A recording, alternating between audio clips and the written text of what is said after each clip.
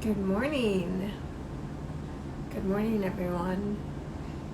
It is Wednesday morning, and we are continuing with our series, chatting with studio owners that are New York based and having our community learn more about them.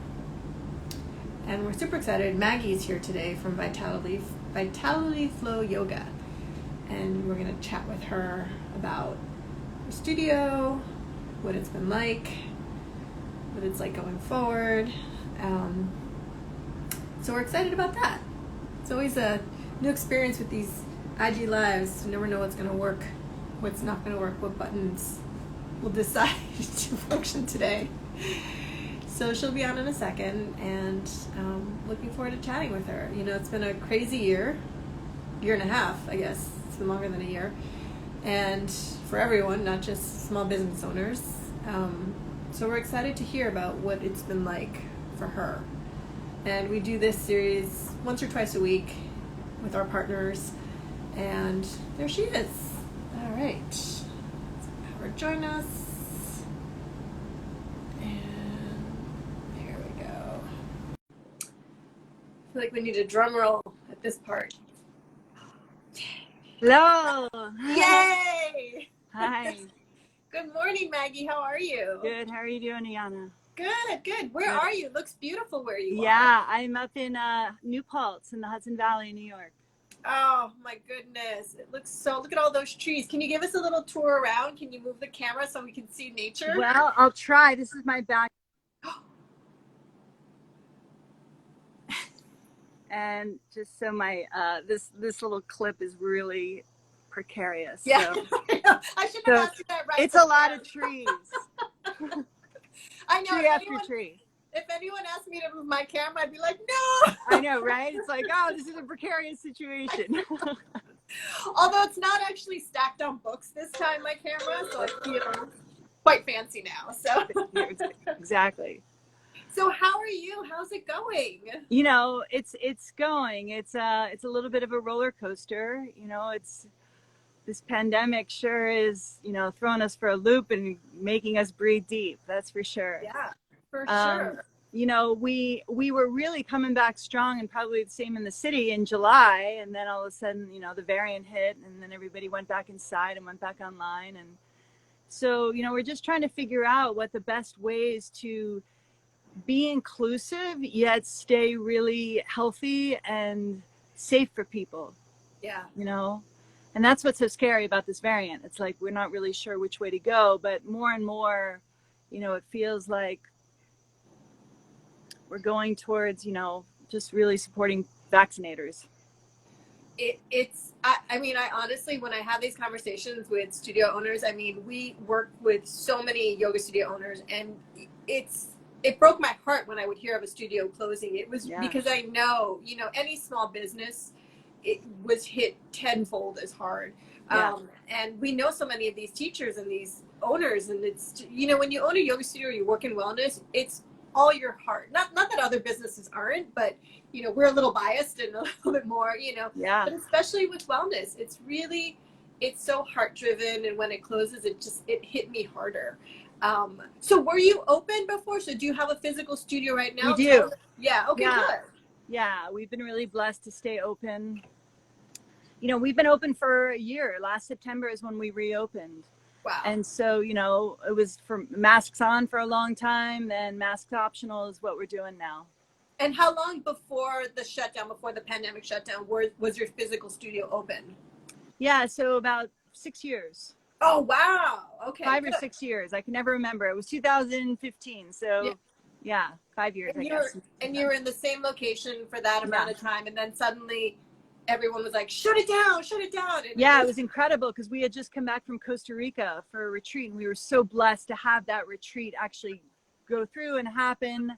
You know, I knew so many studio owners and yoga teachers who had to cancel their retreats, and we got ours right under the radar, and then COVID shut us all down. Wow. Yeah. And what was that like? Like, describe that moment when you realized everything has to shut down. Like, was it? I cried. I love my community so much, you know, and you know, I just love going in and seeing them every day. I love how when we go in, you know, especially in the mornings, but even in the evenings, you know, people will just, you know, stop and like tell me a little bit about what's happening in their lives or what they're struggling with. And it just feels like then we can all go and sit in a room together and just hold space for each other, breathe together, you know, work the energy through, come out a lot clearer, a lot calmer. And that's what like that the community feeling of being in a studio provides. Plus in the front of our studio, we have sort of like a little lounge living room type. So, you know, after this class, everybody loves to hang out and just chat and get to know each other. And so then all of a sudden going online and being virtual, it was better than nothing by all means, but it certainly didn't replace that, you know. And so, you know, and then we thought, okay, this will just be a couple of weeks, like everybody else thought that, you know, and so here we are. And I wonder often, like, I don't know the answer to this. Is it better that we didn't know it would have lasted this long, or was there, you know, or Who is knows? it like, had we definitely known, keeping us on our toes of like, we really have no idea what life is going to throw us. We right? had, like, if someone had said to me that day, you know, I remember when I got the email from my job, you will not go back to your office for 1.5 years, I'd be like, what? But like, it was just like, it was slowly strung out, like a day, a week, maybe a month, and it just kept getting longer.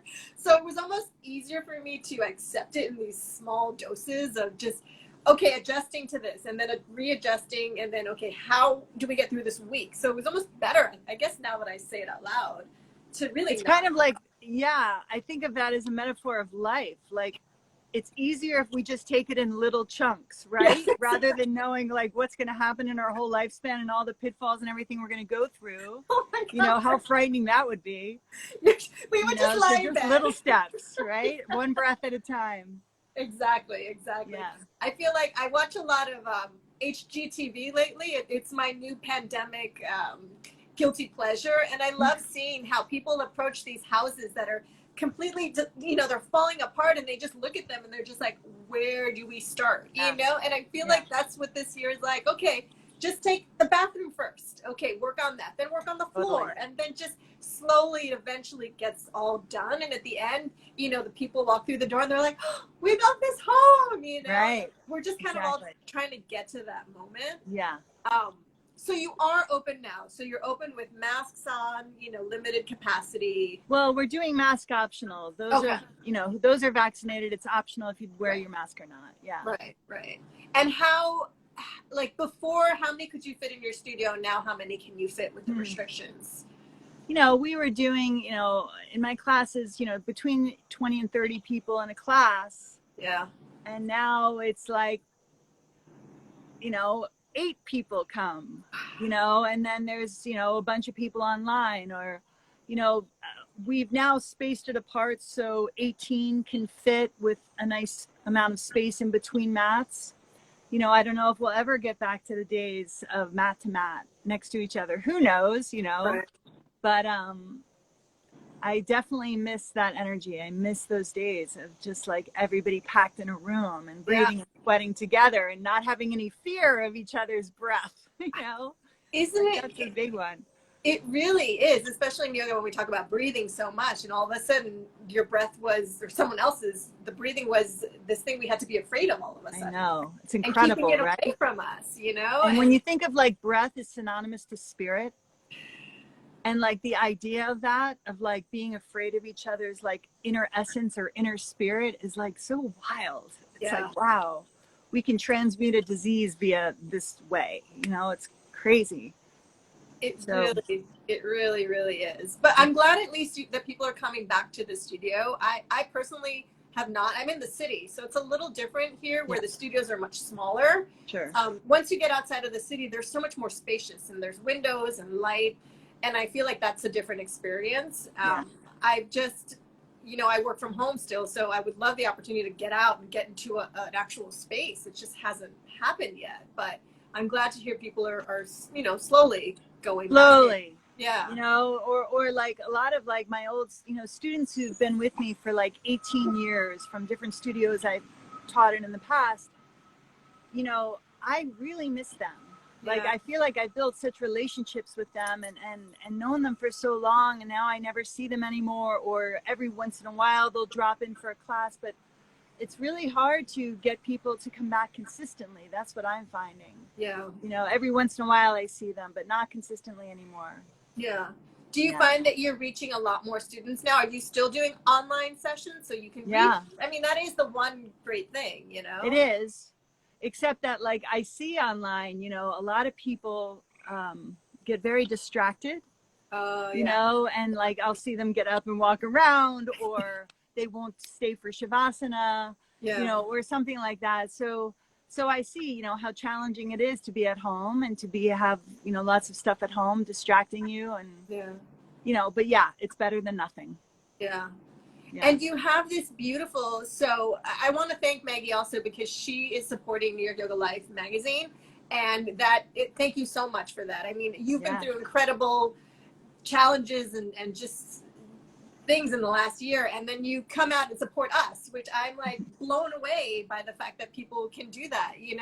I wrote my editor's letter the other day, and I said I was just shocked that when felt like we were drowning at one point. It took us 2 years to finish this issue because of everything that was happening. And when we reached out to people in the community, like, hey, hi, everyone was like, of course we'll help you. Of course we're here and we'll support. And I was just I get goosebumps when I think about it, that it's this community that really supports each other. And I'm so grateful for people like you that have done this. So thank you. I just wanted to thank you.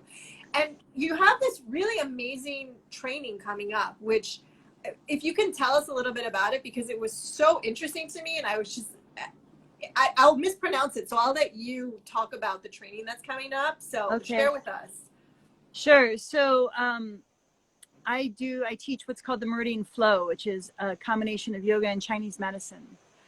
And so we do it with a 300-hour advanced teacher training, or what's called the Master's Path, which is for yogis who just want to go deeper, or yoga teachers who also want to go deeper, but not necessarily want to have to fall under the requirements of a training.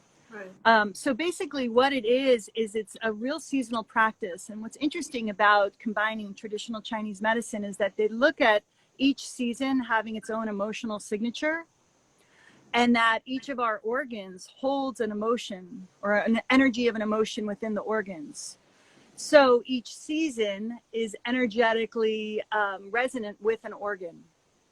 And so we work with the meridians, which are the energy pathways. In yoga, we call them nadis. And we design our practices each season around stimulating those meridians to the organs that are energetically in high tide that season. So right now we're working in the late summer season with the stomach and spleen, and we're working with those meridians. And then we design a whole practice to stimulate those meridians as they run through the fascia chains. We address the emotions. So we hold a lot of worry and doubt in our stomach and spleen. That's what's up in the collective. Yeah. Just like in the autumn coming up, we hold grief and sadness in our lungs. We hold fear in our kidneys. We hold anger in our liver. We hold anxiety in our heart. Right. So just knowing this, and knowing that it's not just like a personal thing, it's in the collective, it's in the natural environment. I find it actually easiest to see this in the fall, like in the fall, you see the leaves falling, you see the plants returning to the earth, and there's a kind of a letting go and a sadness and a grief around that. Right. And so we hold that just as the natural world holds that. So when we know that, then it doesn't make our grief and our sadness feel so isolating. It's like, oh no, this is just part of what's happening. So when we do these practices, then we are stimulating the chi or the prana to run through these meridians a lot more efficiently. So therefore, we're not taken down by the emotions, but they pass through us a lot faster and quicker. Right.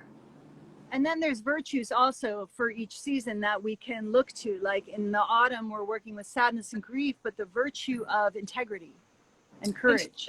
Yeah. So it's a beautiful practice like that. We combine a little qigong with it too, which is energy work.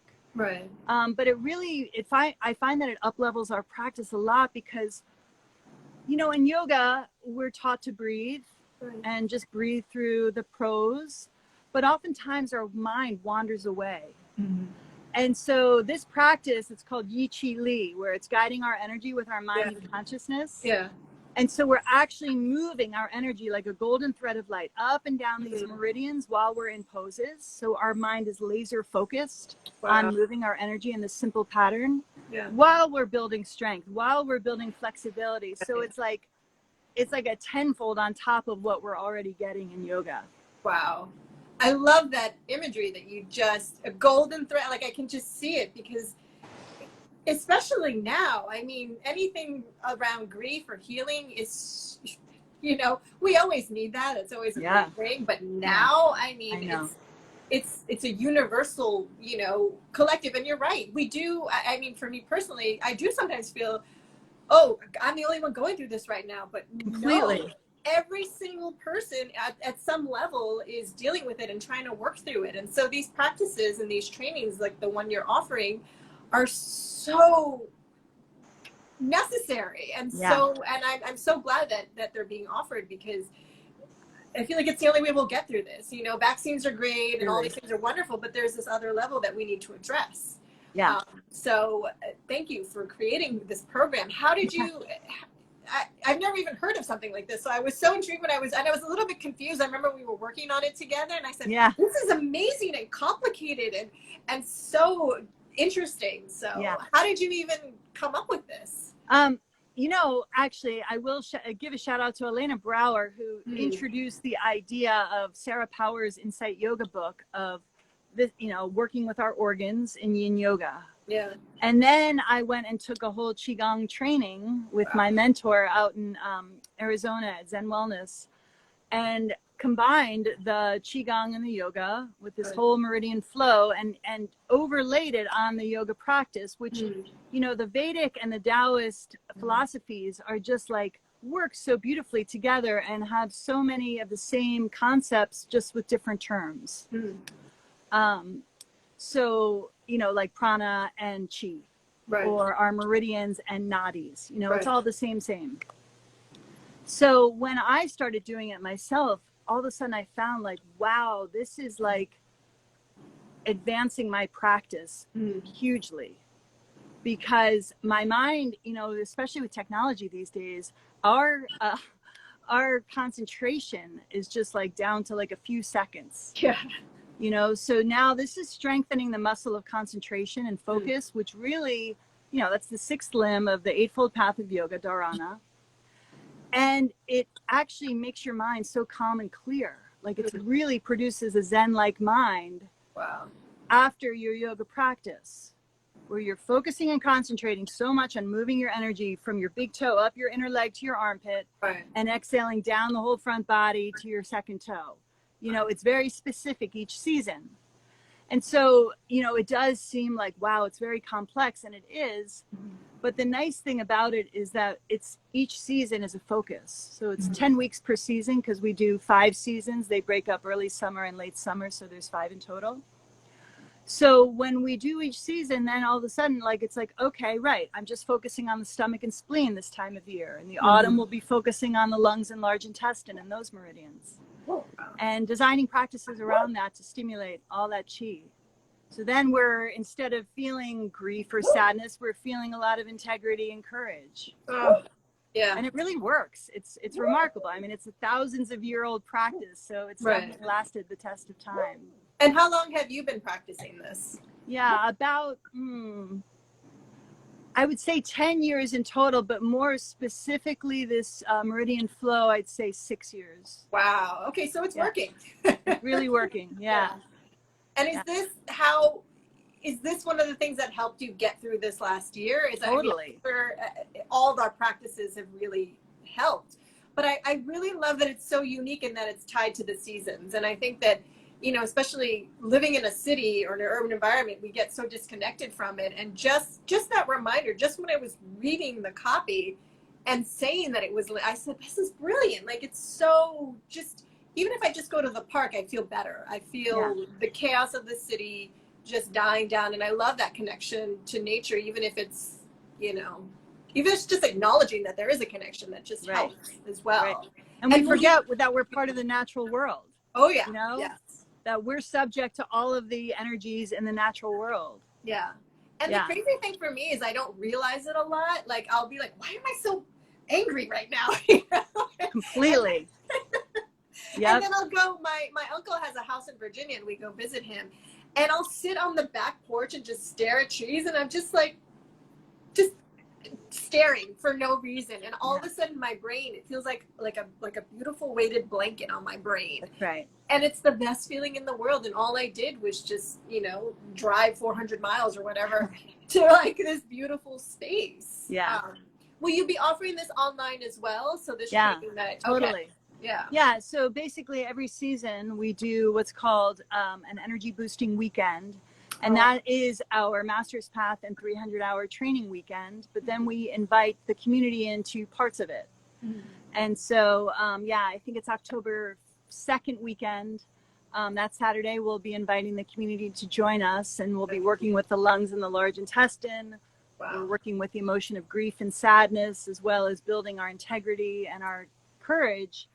And doing all kinds of practices that stimulate that chi flow. And here's the interesting thing is that, you know, and I tell people this, you know, you don't have to just be in a yoga class to do this. Mm-hmm. You know, our lung meridian starts from the outer collarbone. It travels down the inner arm to the thumb. Mm. And then the large intestine, which is the pair to that energetically, runs from the index finger up the top of the arm to the nostril. So like when I'm waiting in line, when I'm at the dentist, when I'm all freaked out at the dentist, I'm breathing up and down my meridians. And you see it as golden threads of light that you're just moving a spark of light up and down as you breathe. It's so calming and centering. You know, as I'm getting my teeth drilled, I'm like, okay, I'm breathing. You're like golden thread of light, golden thread. Totally. Yeah, you know, and it just like, it gives my mind an anchor and a really simple pattern. And actually, it benefits because sometimes when we're in high stress or in trauma, it's said that our energy can actually reverse direction or get very stagnant or excessive. So this ancient practice of Yi Qi Li, of guiding our energy with our mind and breath, it evens it out. Mm. It makes it much more efficient, much more smooth. So then we're like calm and centered. And you know, Chinese medicine is all about just bringing balance back into our system so we can heal. And so this is another form of that. It's like a form of acupressure with a focused mind. I love it. I think I'm just going to repeat golden thread of light anytime I feel stressed, because just that combination of words makes me feel better. Even if I'm not visualizing, just saying those words out loud, just feel better. Yeah, completely. Well, thank you so much, Maggie. You're welcome. Is there anything else you want to share? Any other workshops you guys have coming up? Because that's an intense training you have. I mean, you said that's like a full year essentially of training. It's actually a 2-year training. I mean, that's Yeah, it's a 300-hour program. Yeah. Or the Master's Path can be done in a year or seasonally. But this Saturday night, we also have what's called the Great Discussion. And we do that seasonally as well. And we pick a book to focus on. Yeah. And then I weave the teachings into a yin and qigong class. And then we sit around afterwards and discuss it. So this time we're doing what's called spontaneous creativity, which is not an art book. It's actually written by Denzin Rinpoche. And it's more about meditations to bring out our positive qualities. Mm. And it's the most beautiful, spacious, like open, uplifting book. It's a thin little book. Yeah. It's also on Audible, and it's beautifully read. I love it. It almost sounds like she's not even reading it. She's just teaching us. Right. All these different like meditations that just open your mind, and you're able to hold what's challenging, whatever you're suffering with an open, loving spaciousness. And the teachings there, which I find so beautiful, is that then what happens is you're no longer your stress or your grief or your sadness. Right. You're the space that's holding them. Whoa. So you're much, much bigger than that small little emotion that you're struggling with. Right, right. So that, you know, that to me is like the teachings encapsulated. It's really a beautiful book. And that's So you can Saturday. join us online too, Saturday night. I was going to say, can people sign up for this online? Will you be offering? Totally. Great. Yeah. And what was the name of the book again? Spontaneous Creativity. Spontaneous Creativity. Yeah. Wow. So we're doing that Saturday night at 6 p.m. Amazing. And it's also a nice way to build community and have a discussion about in-depth concepts and topics like this, and what do we do with the emotions that we're struggling with, and how we can apply these teachings into our everyday life. Yeah. Yeah. We need it. We really need it. Totally. We do. Yeah. Maggie, thank you so much. Thank you. Really great us. to connect with you finally. Yeah, and thank you for letting us know about these amazing programs that you have coming up. And everyone follow her. We're going to post this after, so you can watch this again, and we'll have it on our YouTube page as well, so people can learn more about you and your teachings. And thank you so much for this work that's helping us get through the next day, really. Yeah. Come take one of my classes. I'd love to see you. I would love, actually, I think fun. On Saturday. I might actually see if I can pop in on Saturday. So awesome. Great. Thank you so much, Maggie. All right. Take care. Have a good one. Bye. You too. Bye-bye.